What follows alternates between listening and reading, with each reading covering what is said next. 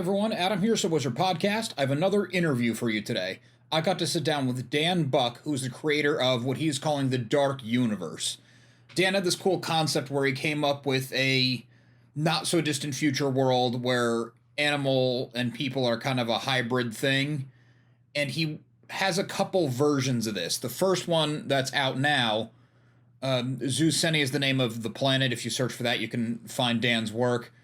And it's kind of used as a way to educate kids, but through entertainment. And then he wanted to do a more, I guess adult's not quite the right word, but a little bit more grown up. It's not exactly geared for kids. And he's calling it the Dark Universe, and it's a mixed media, animated, kind of cool episodic series he has coming out just this week, so make sure you check that out. We're going to put links in the description and everything. And obviously Dan's going to go into the detail in the interview, so I don't need to rehash all of that. But what stood out to me about Dan's project is he didn't have a background in doing this. I think he had some jobs that helped him along the way from the sound of it, but it's not like he was an animator or a storyteller by trade, and this is just his newest endeavor, which is also awesome. But it's cool that he's kind of stepping a foot into a new world to create this new world. And it's a super ambitious project. He's got a lot of people on board for it. I mean, voice actors, animators, cartoonists, does a lot of research for it. It seems really interesting, and the fact that it's coming out episodic, and he did hold on to that somewhat educational angle, but it's not like this is taking a class. It's for entertainment, and you can also pick some stuff up along the way, which is awesome. It's perfect. I mean, I even mentioned in the interview with him, that's what I love about the Assassin's Creed video game franchise. It's all based in history, though it's not history. It's not a history lesson. Anyway, here's Dan talking about his Dark Universe series coming out this week. Check it out. Hey everyone, Adam here, So Wizard Podcast. I'm sitting down with Dan Buck to talk about his newest project, Dark Tyme. How you doing, Dan? I'm doing great. How about you, Adam? I'm doing good. Thanks for coming on. Thanks for having me. Yeah, definitely. This should be fun. Before we get to Dark Tyme, though, I always like to ask creative people to go like way back to the beginning and kind of like what was your spark and how did you get started on your creative journey? Yeah, so it's going to sound kind of stupid and kind of crazy, but literally I was lying in bed between midnight and 3 a.m.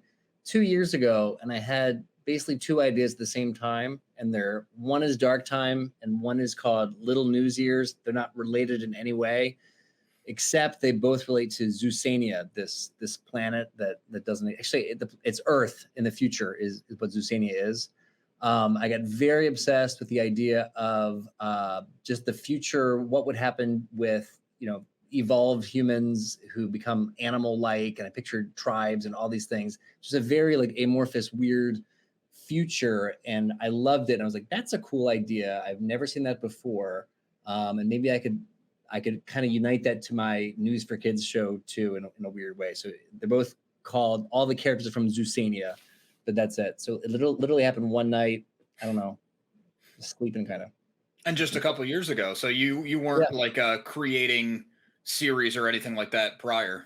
No. So, I do have some background doing this kind of stuff. I used to work at Warner Brothers. I used to work at DreamWorks, but I basically lived abroad for the past, now I've been in the US now 3 years, but before that I was abroad for like 18 years, give or take, different countries. So that sort of influenced me too, just different cultures and languages and people and stuff like that.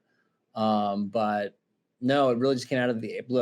I'm like, I have to do this. And so just kind of gradually, when I found time, I just worked on the characters. I found, an animator, a cartoonist, I should say, and the actors, and just kind of, it gradually came together. Very cool. Okay. For Warner and DreamWorks, what kind of stuff we're doing? I mean, you don't have to get too specific. You don't want to. Yeah, no problem. So I worked at DreamWorks Television. I don't know if it still exists, to be frank, but at the time, like Spin City was still there. They had some Spielberg produced TV shows. Basically, I just had like a production assistant type job. Oh, okay. And so Warner Brothers, my claim to fame, they used to have a Warner Brothers Hollywood lot. It's no longer there. But I made a short film when I was there. So that was kind of cool. That was on my own, but they let me do it. So that was kind of cool. So nice. Yeah. Lived abroad for a while. Okay. Well, you say you didn't have much background, but those are two major studios. So. Yeah, that's good. Fair enough. Yeah. So you started with was it sorry, Little News Ears or Little Ears News? Little News Ears. Okay. And they're not related to Dark Time, but in the same universe, I guess you could say, same Exactly. planet. Yeah. So Little News Ears, it's basically news for kids that normally doesn't get covered. So like it could be, I don't know, Trump versus Biden, where normally like that would not be taught to kids in any way. But because I have education in my blood as well, I've been a teacher and whatnot. I have young kids myself, and I kind of like wanted to bring that to them. And so all of they're all cartoon characters that teach the news, the ones that I do anyway. There's about 10 characters, and they're all like half animal, half humans. And so they're from Zoocenia, just like the characters in Dark Time are. But that's the only. It's really like Dark Time is definitely not for kids. I don't want it, any 5-year-old listening to or watching Dark Time. But I don't know. If you're a teenager, you could probably watch both, I guess. Oh, there you go. Okay, I see what you're saying. Dark Time is kind of what you age into. Yeah. So, I mean, just to be silly, this is like an Easter egg for my own benefit. But one of the main characters, so my first show is called Boxer Blue and Bram, and I do the voices for that. And Bram is like a 6-year-old kid on the show. He talked on the news. But so the character in Dark Time is Bram in his 30s. So only if you're like into both would you be like, oh, that's weird. Okay. But for you writing and creating, it's fun to keep the headcanon all together. Absolutely, yeah. I can relate to that. Yeah. That's awesome. Thanks. And you decided to go independent animation? Yeah. So for Dark Time, right? Yeah. Yeah. So for Dark Time, basically, it's sort of like a stepping stone to something much bigger. So when I was lying in my bed, like I said, midnight or whatever, I pictured it almost like the Marvel universe one day of like just like kind of like dark. I would say something more like the Dark Knight, so darkish, not so happy, friendly characters. But I pictured a universe of characters that didn't exist.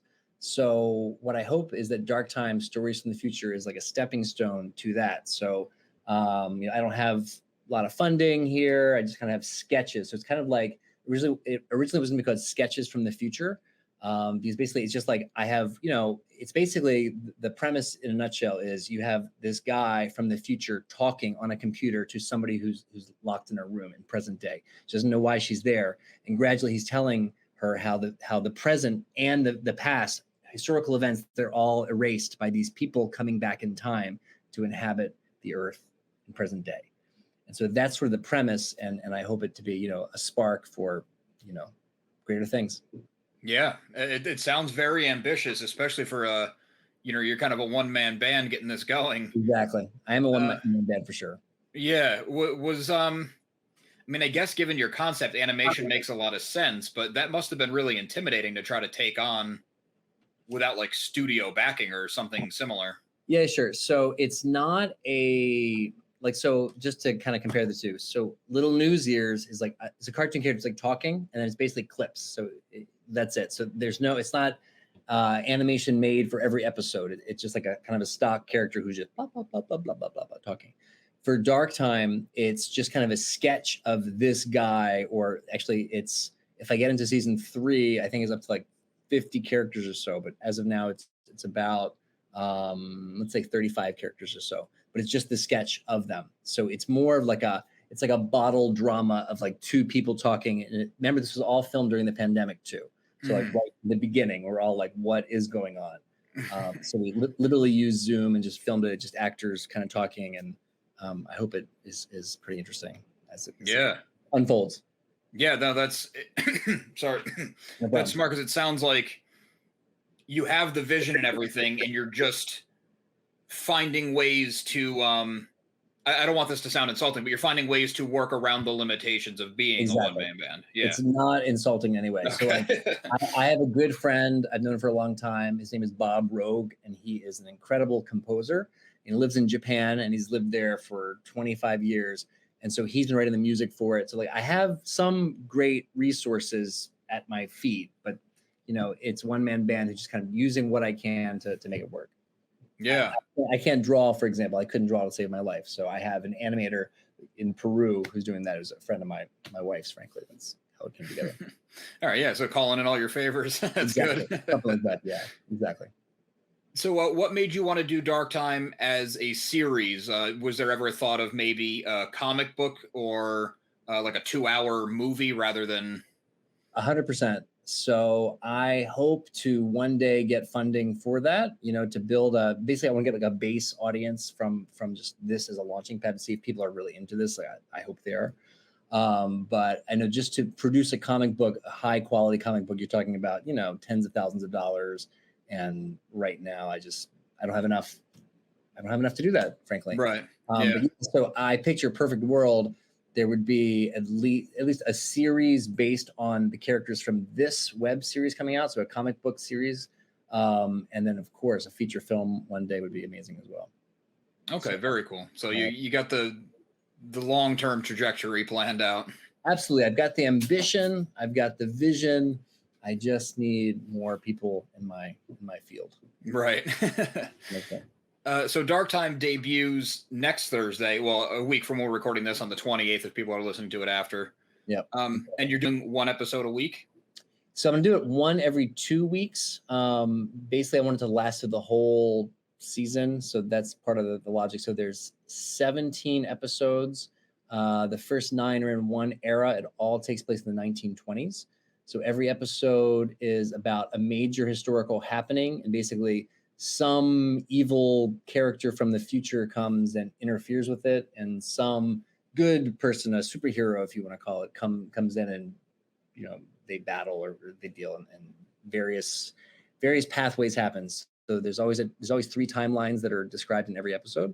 And so the first era of the show, 1920s, basically American based, and then after that they go back to the ancient Mayans. So the second epic or whatever is episodes, let's say 9 through 17 or whatever. And so those are all mostly the Mayans, a little bit of the Aztecs, but mostly the Mayans. And do these like the 1920s to the Mayan storylines? Is it the same continuous story, or is there just some elements that creep in? Yeah. So what I've tried to do is every era has Easter eggs to the others. So I've already planned, written out 5 eras, but with the actors that I worked with, we just didn't have time to film all 5. So we said, okay, I think realistically we filmed it all last year. Realistically, it's just 2 eras, and so not every single episode connects to another era, but every 2 or 3 does. Like maybe you'll see something weird. So, for example, in the very first or second episode, the main character Bram talks about this, like he implies like a dead turtle man or something like that. And you just like see a shot of like a turtle man, and like the other character, her name's Claire. She's like, oh, like what's that? But nothing's said about that. But you will see this man in action in ancient Korea in like Okay. Epic 4. So you watch, say, the 1920s chunk, or Yeah. you could watch the Mayans chunk. You don't necessarily have to watch them in order, Right, but if you exactly, do, yes. there's more payoff. Exactly. That's right. Okay, very cool. Yeah. And how far along are these 17 episodes? Because 17's that's a lot.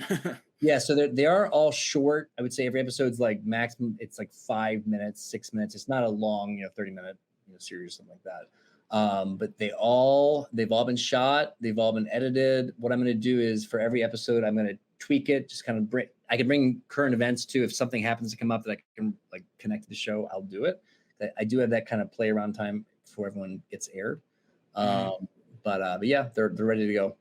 Oh, that's awesome. That's good to hear too, because a lot of times I feel like projects start and then it's like 2 weeks, maybe 3 weeks. We missed it, Right. No judgment on you personally. Just it happens a lot with these creator run things because you're doing everything and it's a lot. Right. So that was some of my logic. So I remember when I first cast, it took a long time when I cast the actors. I think I interviewed or auditioned like, I don't know, 10 different Claires, or whatever. But I told them, this is actually going to film. It's going to film now, but it's going to come out next year, this year, because I wanted it to be basically done. Yeah. I didn't want to be rushing for it. I know we're in little news years that I hate that stressful feeling like, oh, I got to, edit this. And, I want to just be like in the can, done. Right. So, then you can take your time to do it exactly the way you wanted it to be done. Yeah. Exactly. It's nice. Yeah. Very nice. Yeah. It's, I'm just trying to like kind of wrap my head around how you keep all those moving pieces going you know, you're the central guy. You're writing it, you're directing it, are you starring in it? Because you said you did voices for Little News Ears. Yeah, so I ended up doing a part. So the show kind of gets a little bit David Lynch like. So David Lynch for sure is an influence on me. And Claire, you gradually learn about this character's background or whatever. And so I don't want to reveal too much, but I am acting in it. And then toward the end, I actually will be seen as one of the heroes in a small scene in the very, very last episode. And so I'm going to have an alter ego that will be out as well. His name is Dan Takian.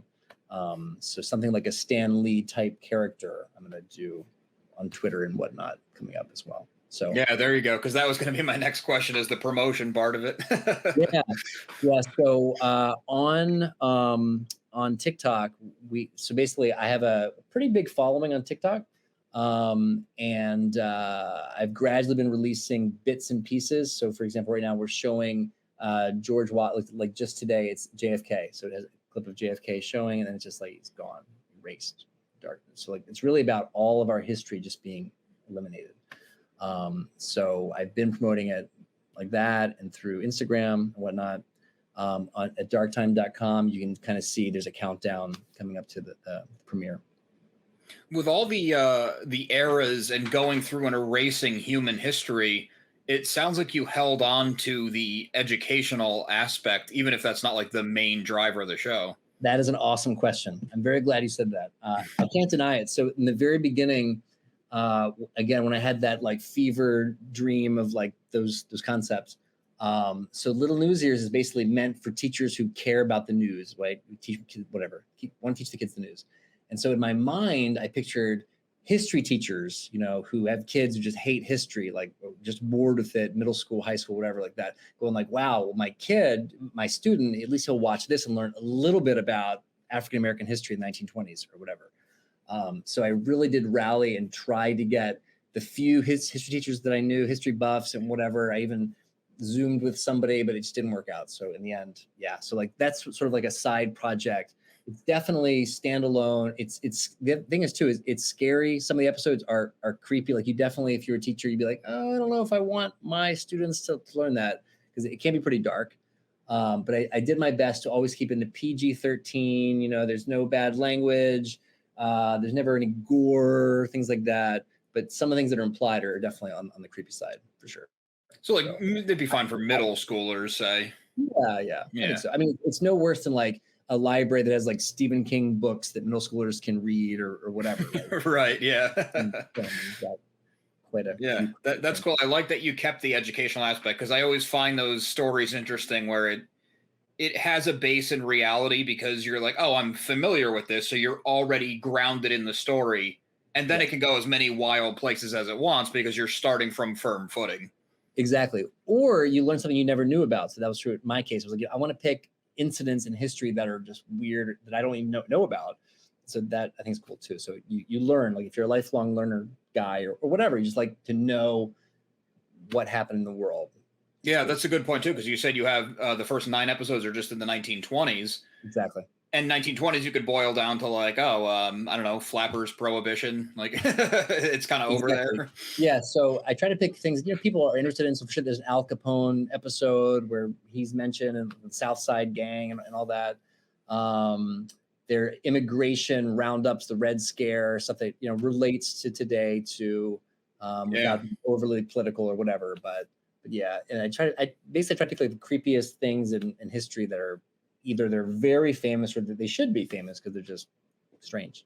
Yeah, and the very famous, I imagine, like you said Al Capone and the South Street Gang. A lot of people know Al Capone. They might not know the gang, even though it's so closely related. Exactly. Or there's another episode where Charles Lindbergh, it's about his flight, and there's like a red devil creature that's a good guy that is involved. You know, like people kind of know about the kidnapping of his baby and stuff like that. So that's not really related to the episode, but it does come out a little bit. So there's things that we kind of know in our canon of history that we may not remember, they come out. So it is slightly educational, I think. Yeah, no, I like that. I think that's smart. And it also can kind of, it'll make a lasting memory. Yeah, I mean, someone can watch it and be entertained and remember it, but to have the piece of history in there as well, that's something you can repeat and it'll exactly. constantly creep back up in your mind. So that was really, it's kind of like smart marketing in a way, even though you didn't intentionally, maybe not directly for marketing. Yeah, I really just meant it to be just. I guess you're right. Like just to get images in your mind that creep you out. Like, I don't know. In the future episodes, it won't be in this season at all. But like Abraham Lincoln is involved more, and so like all of us have that icon. We know Abraham Lincoln. Like just like it's branded in our brains. Like what Yeah. he looks like, how he talks, and like that. And so sort of like that series. I can't remember what it's called. The Abraham Lincoln Zombies story. Remember that came Oh, out the a couple years. vampire hunter. That. Yeah. So like I think in a way, I think they did that too. But it's like already in our heads. So it's like using what we already know and just kind of like, oh, what if Abraham Lincoln fell in love with a butterfly woman in the future or whatever? Like, whoa, like, that's weird, you know? Yeah. So you kind of have a basis on the historical figure as a character, but then you can do whatever you want with your Yeah, characters. And exactly. You don't have to, create that knowledge. It's already there. Abraham Lincoln, we get yeah, it. exactly. Yeah. Yeah. That's cool. And since your story is changing or erasing history, so while you want to be historically accurate on the things that matter, you're not like stuck with it. Right. So the idea is every episode there's three timelines, and if I could, I can do some web design, but I'm not that great. But I would love to have like an accurate. That's how I picture in the beginning, like an accurate timeline representation of all these things happening. So maybe one day some creative guy or woman can do that. But every episode, yeah. So Bram, the main guy, he always said like, yeah. So this is what really happened. Al Capone, blah blah blah, and then timeline 2, this is what happens. So usually like the good guy wins maybe in one of the timelines, the other one everybody dies or whatever. So hopefully you don't always know, but the history is always preserved in the episode. It's timeline 1. The other 2, it's just like whatever. Okay, so the timeline is the same timeline, but like that kind of that like parallel timelines, I guess it would be. Exactly. So I didn't want to get too specific because then I would just make a big puzzle, like a pretzel of. Right, because there's no real rules to time travel. Exactly. So I just kind of kept it simple, and I said, "This has happened in timeline 1." So Bram, the main character, there's a book of good he talks about, and a book of evil. So the book of good explains when the heroes in those incidents in history happen. The good people basically prevail, and so the book of evil is when the opposite happens. When I don't know, everyone's murdered at a parade in New York City that happened or whatever. But that's all it really says. Like it doesn't. Each episode stands alone, but it doesn't kind of like you don't know. Basically, the whole premise is like the timelines are all messed up completely, and it's not to happen to you. You, Adam, are about to lose all of that. Like that's the idea. It's like it's real. It's now, and it's the past is gone, the present's gone, the future's gone. Get ready. Like that's the basic idea of the whole show. Okay, that makes a lot more sense. Because when you first mentioned 3 timelines every episode, I was thinking like, okay, well, say the 1920s for your first setting, but it's also a future world. So I thought it was like, say, 1920 and then 2220, and then I was like, well, what would be the third? But it makes more sense the way you're explaining it now. Yeah, I think it was just vague enough. It's sort of like the in Star Wars, the what are they called, the when the Force was explained, the micro. Oh, the midichlorians, yeah, and people were not happy. That's what I hate. So I don't want to do that myself. Where like I think that just ruins the whole thing. You want to have something that's like the Force, where you don't have to explain it. And that's my concept for the show too. Is that you explain it enough that you can follow it, and that's all you need. Yeah. If you get lost in the details, it's just like we all recognize, oh, it's fiction that you're doing. If it's just enough where it's just hinted at, we get to use our imaginations for the rest. Yeah, that makes a lot of sense. Yeah, that's cool. Yeah. So where can people watch your show? Yeah, so it's basically going to be a YouTube channel that I haven't launched yet. It'll be out next Thursday, the 28th. So if you just simply go to darktyme.com, it'll be a link to that YouTube channel. That's it. You can also on any podcasting platform already listen to it. They're one and the same. So whatever you're going to see, you're going to hear it too. And that's already out right now. So you can listen to episode 1 right now if you want to. And are you releasing the podcast bi-weekly as well? Yep. Exactly. They're both be simultaneously. So I did release the podcast earlier because I know from Little News Ears that it takes longer for the be approved or whatnot. You can't instantly, get all the platforms on board, but it's on Spotify now. It's on Google Podcast now too. By the time this airs, I think it'll be out more too. Very cool. Okay. Identical. And you said you have this kind of alternate persona for like your social media and kind of, beating the drum. Are those live now? Do you want to point people to anything like that? Yeah. So if you want to, I haven't done much. By the time this comes out, perhaps I will. Basically, before every episode, you'll see that alter ego guy talking, and perhaps in a weird language that I thought about too. I should say too, my background is acting. So I was, a theater major in college. I was on Homicide: Life in the Streets as an actor. I used to have long hair and whatnot. So I've done some, legit industry work. But anyway, so on Twitter, it's Dan Tachyon. It's Dan_TACHYON. So you can see me there. If you go to the darktime.com website, you'll also have links to those things too. So you'll very see cool. me being a Stan Lee type person. Yeah, that's awesome. Well, I like the sound of the project. I like how ambitious it is for sure, but also that you're finding ways to make it work and make it what you want it to be while you're growing to your like ultimate dream of it, instead of just there's no perfect time. Right. So exactly. I like that you pulled the trigger. Yeah. So I think I recognize what's doable and what's a dream for the future and what maybe can happen. And I just, I say, let's do it now. So I think, to be honest, COVID sparked the whole thing happening. It's like, I have more time now. I'm trapped in my house now. I have no excuse. Let's do it. That definitely helped. Yeah, for sure. And it's a good use of all that downtime. Yeah, for sure. Okay, well, Dan, thank you very much for coming on and talking to me about Dark Time. It sounds cool, and we'll make sure this is up before your premiere. Awesome. I appreciate it. It was really definitely. Great. Thank you. Cool. Thank you, too. I'd like to thank Dan one more time for coming on the show to talk to me all about his Dark Universe series and his other creation. You can find all that and more online, and as I said in the intro, the Dark Universe series is coming out this week, so make sure you check it out.